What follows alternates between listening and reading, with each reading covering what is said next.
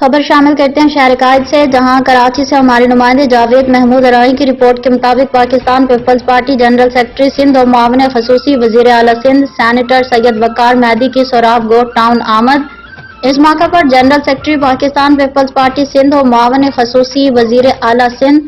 Senator سید وقار مہدی نے سوراب گوٹ town معمار avenue road پر town کی جانب سے جاری گرین بیلٹ پر شجرکاری کر کے پودا لگایا۔ اس موقع پر چیئرمین منگو پیر ٹاؤن حاجی نواز بروہی، ایم پی اے پی ایس 116 علی احمد جان، میونسپل کمشنر سوراب گوٹ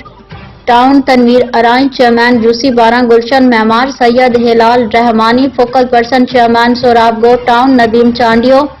افسران بالا سوراب گوٹ ٹاؤن، بلدیاتی نمائندگان، پارٹی عہدیداران و کارکنان بڑی تعداد میں موجود۔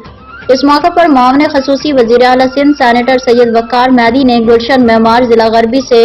سوراب گوٹ ٹاؤن میں آنے والے نکاسی آب نالوں کا دورہ کیا۔ اس موقع پر معاون خصوصی وزیر اعلیٰ سندھ سینیٹر سید وقار مہدی نے